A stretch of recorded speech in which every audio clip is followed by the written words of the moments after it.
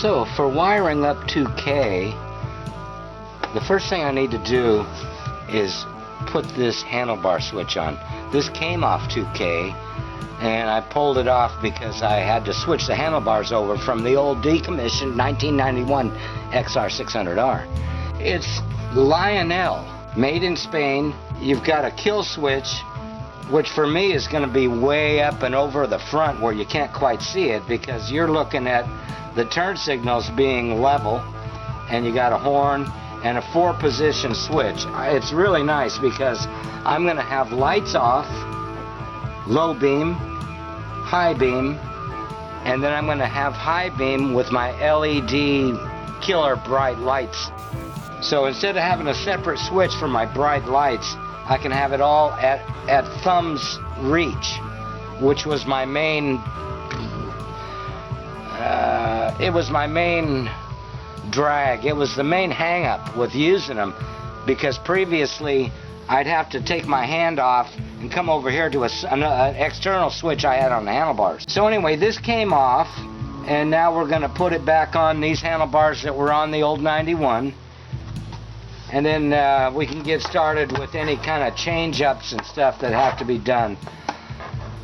I could have certainly used the switch off the 91, especially since it was already set up for everything I'm doing as far as all the ends, all the lengths, and mating to the headlight, which is off the 91. However, I want this switch, so that's going to cause change-ups. First thing we got to do is get this switch on the bike.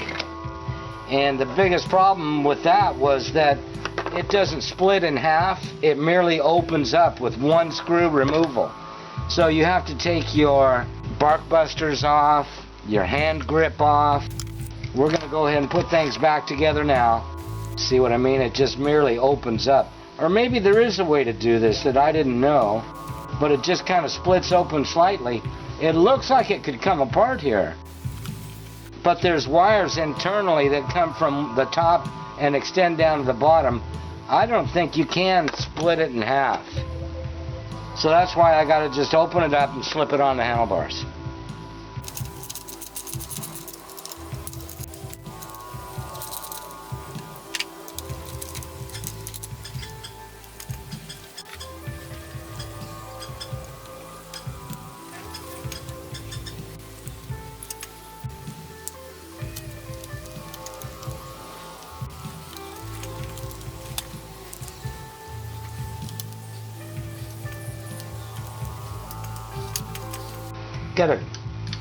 Got a mirror on here that the wire's got to clear. And then the other thought I'm having right now before I go any further is making sure that my grip is sized properly. Hold on, I got to get that grip.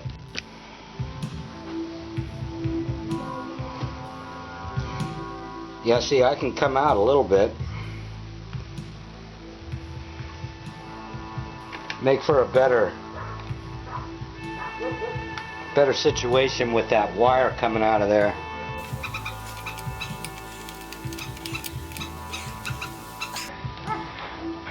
What's the problem here?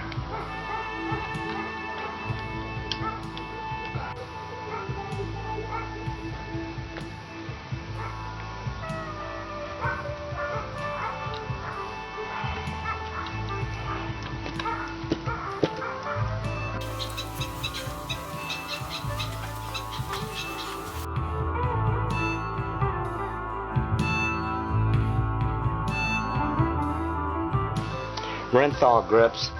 These may look a little dirty, but they're almost new.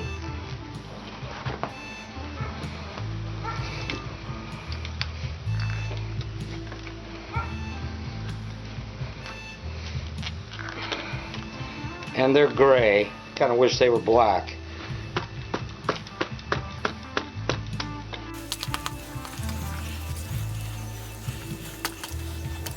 Well, that's all the way to the end. And I'm glad I checked that out, because I'd rather have my switch right next to the grip than over here too far.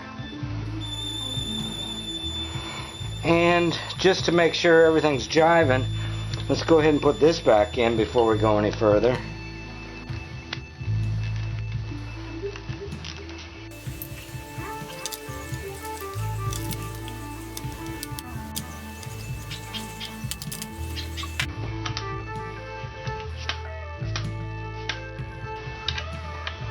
Are you getting all this? Looks like it. So I need to get my line of sight going here. Looks like I need to loosen the mount here on the handlebars too. Let's get these lined up at the same height as each other.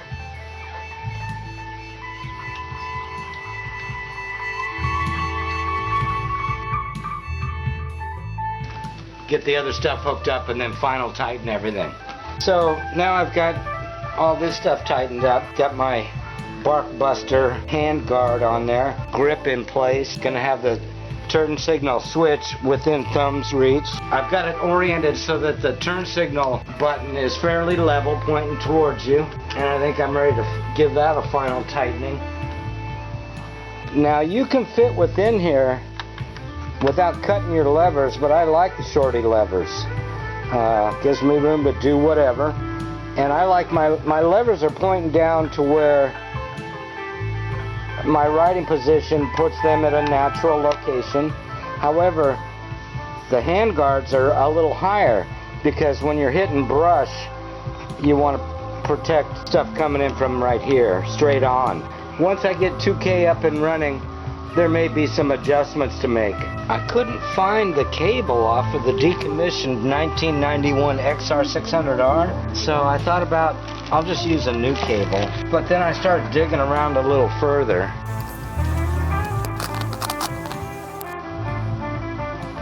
At first I thought, well, I can most likely use the one that came with 2K.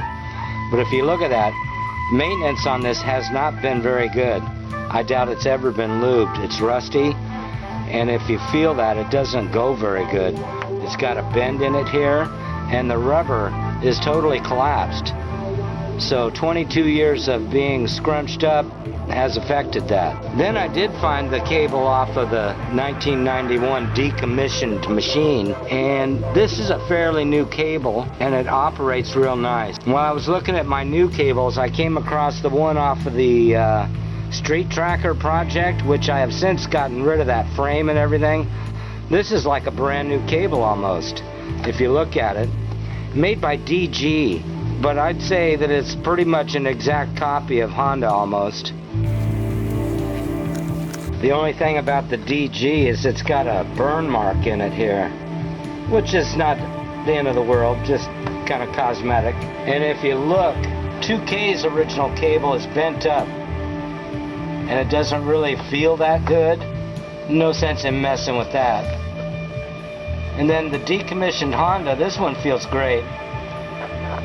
Like I say, it's almost new.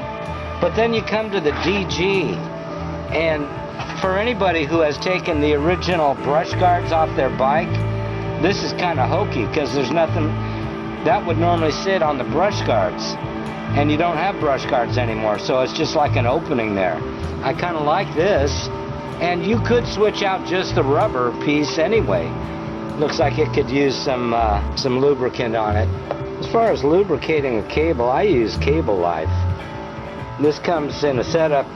You can buy the can separately, or like if you need to replace it, but if you buy the whole kit, it comes with a tool that sits on your cable housing, tightens down over the internal part of the cable, real nice and tight, and then you can apply the spray unit right to there and force lubricant down inside your cable. If this is wiring, and you're wondering why is he doing a cable? Well, I want to get the clutch cable on there and route it properly before I deal with any wires that have to come around it and interfere. So this is important to get this finished up. We just got the handlebar switch on, get the clutch cable set up, and then continue on with wiring. So now when you operate this, it's not like it's not going to leak any oil. It will have some oil come out. So be prepared for excessive spray going down your cable. But it does force oil right down your cable. See that, how it came up? So just give it a chance to work its way down inside the inner.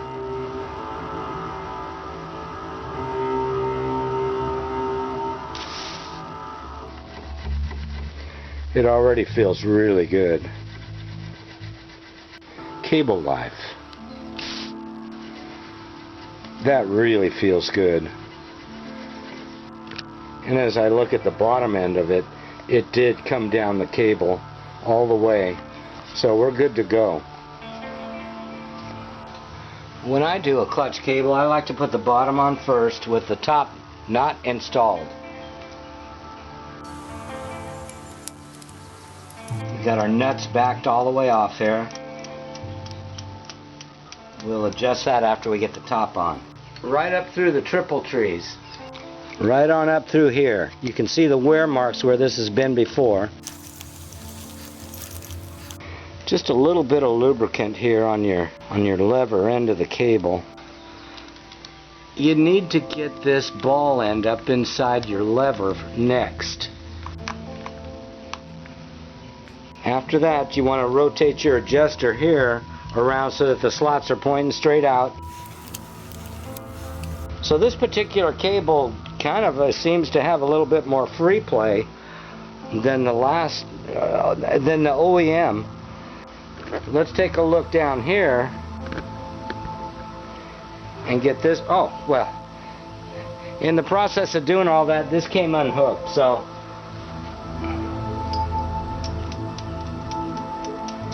we have to hook that back up.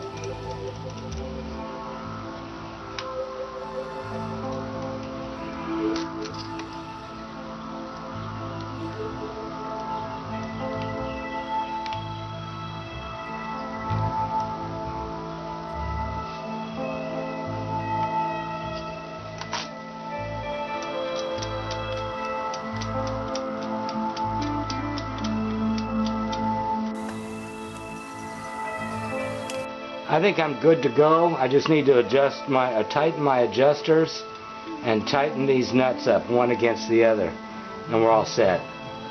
Once again, I used the DG cable because I like the way this is going to look here after I get it on over the adjuster, as opposed to an OEM. You got your OEM in place here, which is used to having factory OEM brush guards. And of course we've done away with those, so you just have a big old gap there, water gets in, all that kind of stuff.